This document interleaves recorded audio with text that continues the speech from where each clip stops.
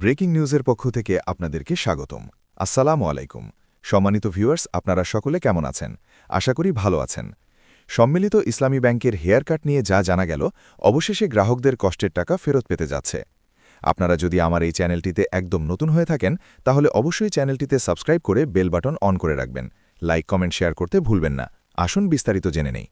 আমানতের টাকা তুলতে না পারলেও সম্মিলিত ইসলামী ব্যাংক গঠনের পর ১ জানুয়ারি থেকে ২ লাখ টাকা পর্যন্ত ফেরতের ব্যবস্থা করেছে কেন্দ্রীয় ব্যাংক।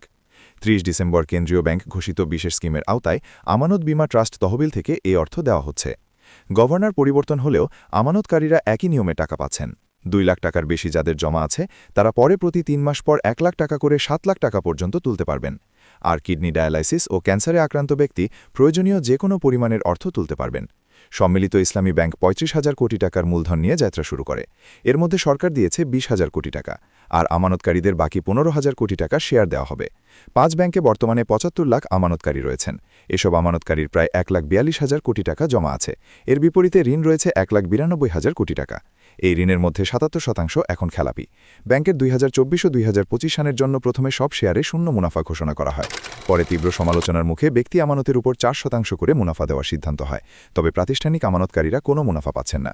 ৩ মার্চ সম্মিলিত ইসলামী ব্যাংকের প্রশাসকদের নিয়ে বৈঠক করেন গভর্নর। বৈঠকে শিগগিরই এই ব্যাংকের এমডি নিয়োগ সম্পন্ন